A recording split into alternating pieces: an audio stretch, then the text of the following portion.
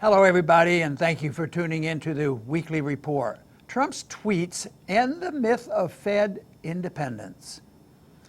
President Trump's recent tweets expressing displeasure with the Federal Reserve's interest rate increases led to accusations that President Trump is undermining the Federal Reserve's independence. But the critics ignore the fact that Federal Reserve independence is one of the great myths of American politics. When it comes to intimidating the Federal Reserve, President Trump pales in comparison to President Lyndon Johnson. After the Federal Reserve increased interest rates in 1965, President Johnson summoned the then Fed Chairman William McChesley Martin to Johnson's Texas ranch, where Johnson shoved him up against the wall. Physically assaulting the Fed chairman is probably a greater threat to Federal Reserve independence than questioning the Fed's policy on Twitter. While Johnson is an extreme example, history is full of cases where presidents pressured the Federal Reserve to adopt policies compatible with the president's agendas and helpful to their re-election campaigns. Presidents have been pressuring the Fed since its creation. President Warren Harding called on the Fed to lower rates. Richard Nixon was caught on tape joking with them, Fed Chairman Arthur Burns, about Fed independence. And Lloyd Bentsen, President Bill Clinton's first Treasury Secretary, bragged about a gentleman's agreement with the then Fed Chairman Alan Greenspan.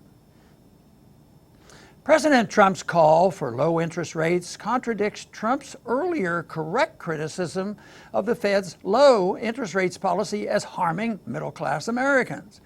Low rates can harm the middle class, but they also benefit spend and borrow politicians and their favorite special interests by lowering the federal government's borrowing costs. Significant rate increases could make it impossible for the government to service its existing debt, thus making it difficult for President Trump and Congress to continue increasing welfare and warfare spending. President Trump will have a long-lasting impact on monetary policy. 2 of the 3 sitting members of the Fed's board were appointed by President Trump. 2 more of Trump's nominees are pending in the Senate. The nomination of economist Marvin Goodfriend may be in jeopardy because Goodfriend advocates negative interest rates, which is a Federal Reserve imposed tax on savings. If Goodfriend is defeated, President Trump can just nominate another candidate. President Trump will also be able to nominate 2 other board members. Therefore, by the end of his first term, President Trump could appoint 6 of the Federal Reserve's 7 board members. The specter of a Federal Reserve board dominated by Trump appointees should cause some to rethink the wisdom of allowing a secretive central bank to exercise near monopoly control over monetary policy. Fear of the havoc a Trumpian Fed could cause may even lead some to support the Audit the Fed legislation and the growing movement to allow Americans to exit the Federal Reserve System by using alternatives to fiat money, such as cryptocurrencies and gold.